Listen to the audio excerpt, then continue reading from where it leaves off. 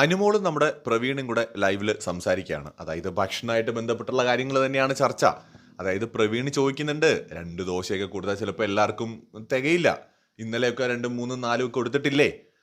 ഇന്നലെ അനു പറയുന്നുണ്ട് 3, 4 പൂരിയൊക്കെ കൊടുത്തു. അവിടെ പ്രവീണ് ചോദിക്കുന്നത് എല്ലാവർക്കും 2 ദോശയൊന്നും ആവില്ല. ഉടനെ അനുമോള് തീരെ ചെറിയ ദോശ അല്ലല്ലോ, ഇത്രയും ഉണ്ടാവുമല്ലോ എന്നൊക്കെ പറഞ്ഞ് കാണിച്ചു കൊടുക്കുന്നുണ്ട് ദോശയുടെ സൈസൊക്കെ. എന്നിട്ട് അനുമോട് പറയുന്നുണ്ട്, ഞാൻ ഫുഡ് കഴിച്ചില്ല ഇതുവരെ, അതാരെങ്കിലും അന്വേഷിച്ചോ? പ്രവീണ് ചോദിക്കുന്നുണ്ട്, അത് ആരുടെ തെറ്റാണ്? അനുമോളുടെ ഫുഡ് അനുമോള് കഴിക്കണ്ടേ? എന്നിട്ട് പ്രവീൺ ഒരു കാര്യം കൂടെ ചോദിക്കുന്നുണ്ട്, ഞങ്ങൾ ഫുഡ് എടുത്ത് തന്നല്ലോ, അതെന്ത് ചെയ്തു, അതെന്തേ കഴിക്കാത്തെ എന്ന് പ്രവീൺ ചോദിക്കുന്നുണ്ട്. ഉടനെ അനുമോട് പറയുന്നുണ്ട്, അത് ഞാൻ ഷാനവാസിക്കൊക്കെ കൊടുത്തു. പുള്ളി ചോദിച്ചു, അതെന്തിനാ കൊടുക്കാൻ പോയത്?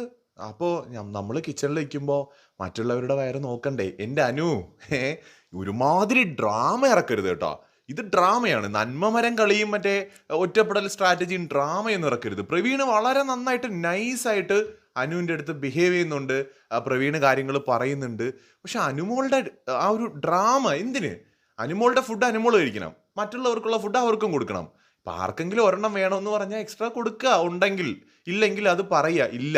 അല്ലെങ്കിൽ കിച്ചണിൽ ഒരു ക്യാപ്റ്റൻ ഉണ്ട്, അവരോട് പറയാ ഇത് 2 എണ്ണം കൊടുത്താൽ മതി, വയറ് നിറയ്ക്കാൻ അതൊക്കെ മതി എന്ന് അങ്ങ് ഡിസൈഡ് ചെയ്യല്ലേ അനു. അത് എല്ലാവർക്കും കൂടെ ഉള്ള ഫുഡാണ്. മറ്റുള്ളവർ പറയുന്നത് മനസ്സിലാക്കില്ല കേട്ടോ അനുമോള് പറയുന്നതിൽ തന്നെ അങ്ങ് 3 കൊമ്പായിട്ടങ്ങ് നിൽക്കും. അങ്ങനെ നിന്നാൽ പറ്റൂലല്ലോ. ന്യായം ആര് പറഞ്ഞാലും മനസ്സിലാക്കാനൊക്കെ ശ്രമിക്കണം. ബിഗ് ബോസ് എന്ന് പറയുന്നത് നമ്മുടെ സൗകര്യത്തിന് മാത്രം കളിക്കാൻ പറ്റില്ല. നമ്മൾ ആ വീട്ടിനകത്ത് കുറെ അഡ്ജസ്റ്റ് ഒക്കെ ചെയ്യേണ്ടി വരും. എന്തായാലും കൊള്ളാം. കൂടുതൽ അപ്ഡേറ്റ്സുമായി വീണ്ടും വരാം.